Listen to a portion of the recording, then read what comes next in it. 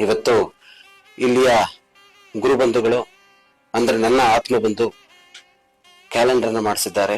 ಭಾರಿ ಸಂತೋಷ ಆಗುತ್ತೆ. ಯಾಕಂದ್ರೆ ಪ್ರತಿಯೊಂದು ವಿಚಾರನೂ ಕೂಡ ಡೀಟೇಲ್ ಆಗಿ ಅದರಲ್ಲಿ ಕೊಟ್ಟಿದ್ದಾರೆ. ಅದನ್ನು ಕೂಡ ನಾವು ನೋಡಿದೀವಿ. ಅದು ನಮ್ಮ ಸ್ವರ್ಣ ನರಸಿಂಹ ದತ್ತ ಸಾಯಿ ಸೇವಾ ಪೀಠಿಕಾ ಟ್ರಸ್ಟ್ ನ ಹೆಸರಲ್ಲಿ ಮಾಡಿಸಿರ್ತಕ್ಕಂಥದ್ದು. ಭಾರಿ ಸಂತೋಷ ಆಗುತ್ತೆ. ಇದು ಅಭಿಮಾನ ಅನ್ನೋದಕ್ಕಿಂತ ಹೆಚ್ಚಾಗಿ ಇದು ಪ್ರೀತಿ ವಾತ್ಸಲ್ಯದ ಒಂದು ತಾಯ್ತನದ ಮಮಕಾರ.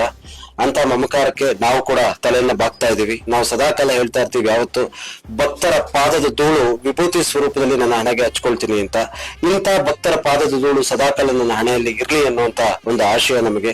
ಸದಾ ಅವ್ರ ಭಕ್ತಿ ಈ ಜಗತ್ತಿನ ಮೇಲೆ, ಭಾರತ ದೇಶದ ಮೇಲೆ, ನಮ್ಮ ಸನಾತನ ಧರ್ಮದ ಮೇಲೆ, ನಮ್ಮ ಸಾಧು ಸಂತರ ಮೇಲೆ ಸದಾಕಾಲ ಇದೇ ರೀತಿಯಲ್ಲಿ ಸೇವೆ ಮನೋಭಾವ ಇಟ್ಕೊಂಡು ಎಲ್ಲರ ಅನುಗ್ರಹಕ್ಕೆ ಪಾತ್ರರಾಗ್ಲಿ ಅನ್ನುವಂತ ಒಂದು ಪ್ರಾರ್ಥನೆಯನ್ನ ಮಾಡ್ತಿದ್ವಿ.